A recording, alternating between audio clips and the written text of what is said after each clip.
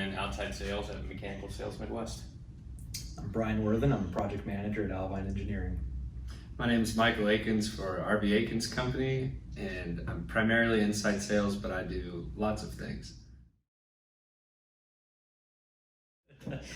Was just applying for a bunch of different jobs in mechanical engineering in college, and actually started my career in Captive Air. So they have a little DOAS unit, and that's kind of where I learned the psych chart and some of the just different refrigeration components.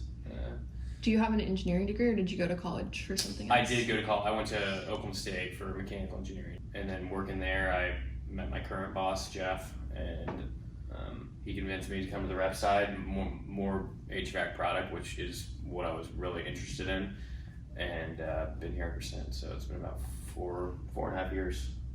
It's kind of similar for me. The industry really found me in a way. I took a class senior year, thermal systems at Oklahoma State, and it gave me a little bit of introduction to HVAC design. But it really wasn't until the SEAT career fair, I think, that I started talking to folks and learning about which companies were around here and learning a little bit more about the industry, and then it just kind of picked up from there. Did some interviews, and then thankfully when I started in industry, I just happened to like it. I kind of always figured I'd end up here, right? Dad is Scott Akins, but I wasn't pursuing an engineering degree. I actually majored in MIS and supply chain management at OU, and was getting ready to get my first internship, and Dad just told me to work in the office instead. So I did that the last 3 years of college, worked there on Fridays, did summers, and that was pretty much that.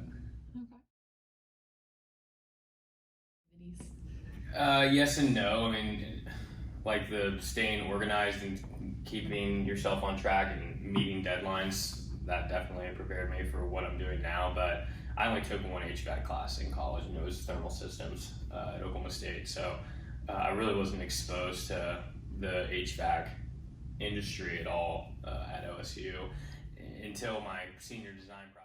We basically were in charge of shutting off fast-acting valves on both sides of a refrigeration coil, and taking the coil out and measuring the amount of refrigerant that was in that coil. So that kind of exposed me a little bit to HVAC, but it really wasn't until I started at Mech Sales that I really dove into system design and learning about a ton of different systems. There's so many things you can do in an engineering degree. There's a lot of subspecialties and market sectors. I think the big thing, and I think this is the goal of any academic institution, is for them to train you in the more of the engineering process, gathering information, understanding what the problem is, and then developing solutions. And whether that be taking a larger problem and breaking it down to smaller, sub-problems, and then putting it back together. I think that's where more of the value for me came from a degree. Kind of like what Will said, there was pretty little, HVAC specific knowledge that was imparted, particularly from in this industry. Most of it you do in the field. MIS is super valuable, just kind of learning lightly the back end of the programs that we use every day, and coming into the business, looking at some of the systems that we had in place for processing inside sales. It didn't plan on it, but it ended up being pretty valuable. Cheesy answer, get involved with ASHRAE, especially coming in, if you're not at a very big firm, or for example, RB Akins Company, smaller, but well, they're all kind of small relative to some of the big firms. Right. I was the youngest person there by not ratting anyone out some years, right? And it was cool to make friends a lot faster than I definitely would have because of ASHRAE. Beyond that, we're all used to getting on YouTube and going down rabbit holes, educate yourself a little bit. I had to, obviously, because not an engineering degree. That was super helpful. Now, as far as just general advice, I would say that, I don't think anyone's going to expect someone, newer in industry to have all the answers. You don't need to give an answer right away. You can say, I don't know. Let me spend some time with it and see what I can come up with. I think that being willing to put yourself in situations you're not familiar with, or that you haven't encountered before, is going to be good for growth and learning at the end of the day. Even if it is, I think people are afraid of making mistakes. They think that, they're just going to get picked apart if they make a mistake. And, that kind of comes back a little bit to the environment you're in too. But, being willing to learn through trial and error, I think is important.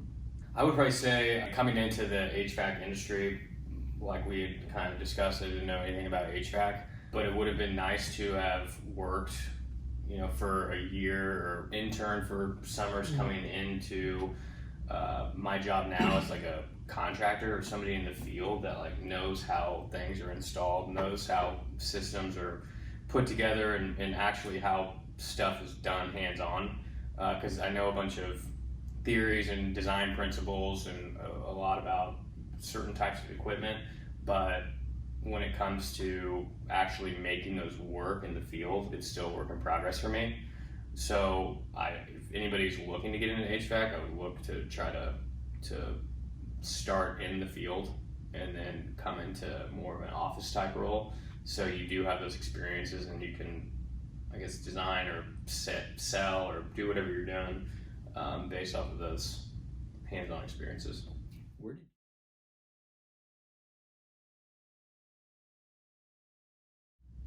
I think putting people in the opportunity to succeed is valuable. I think it gets them comfortable with asking questions, just making an attempt, a first pass at something. I think at the end of the day, when you put someone in a position to succeed, for example, you have maybe a young EI in industry and you've got a project, don't throw them in on something that they're unfamiliar with and then be like, oh, the deadline's in a week or two.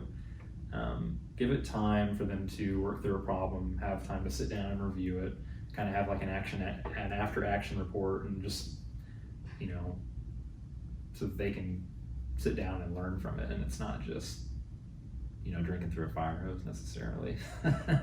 For me, I would probably just say just starting with giving me small opportunities, just if I can handle this small thing, and I may fail, may not, but if I do, we talk through the solution or why this was incorrect or why this was correct, whatever it is, and then just gradually get bigger and bigger opportunities. I would say for when I started, I didn't really know anything about and I only really have sales experience. I don't have design engineer experience, but I didn't really know what exactly we sold. So just starting by going through a set of plans and, can we bid this type of equipment or what is this equipment?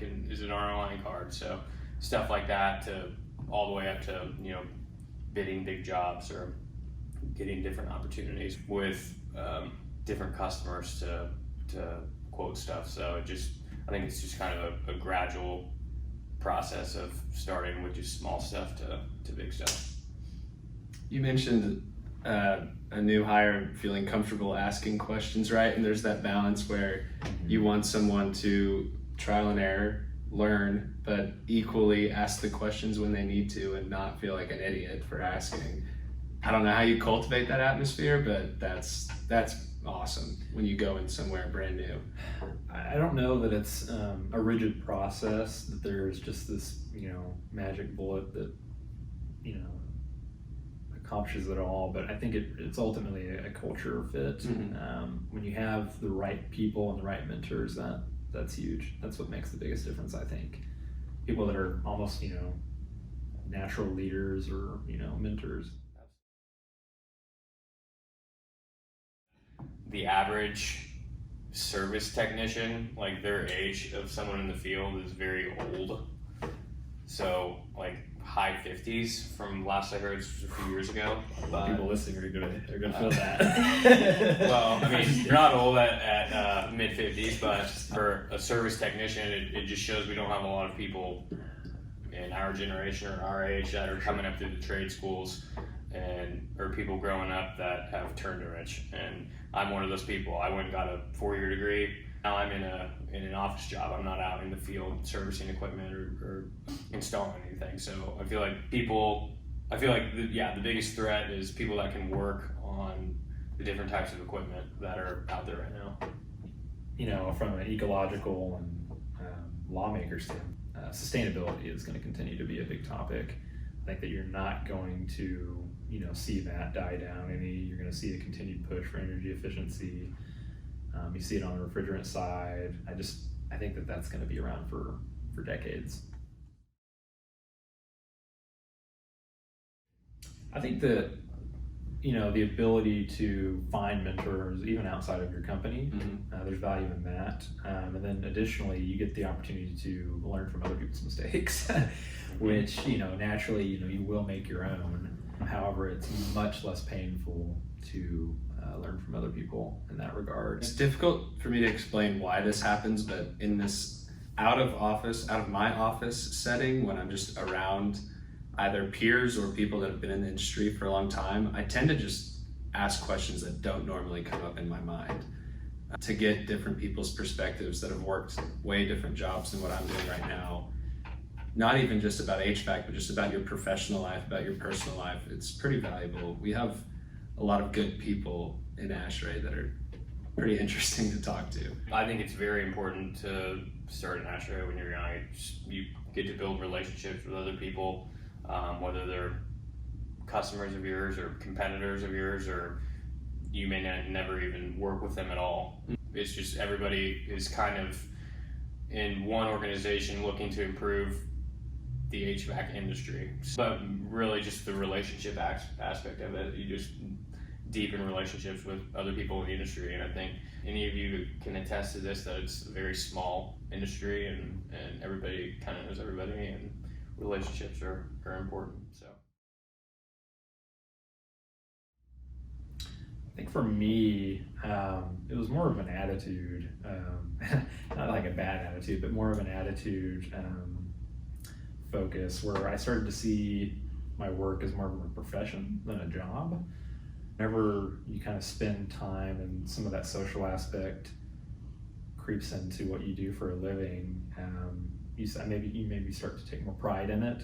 You start to think of it less as just an 8 to 5 and more of what you do, what you enjoy doing, and what you're looking to get better at. So I think it was more of just how I see what I do for a living.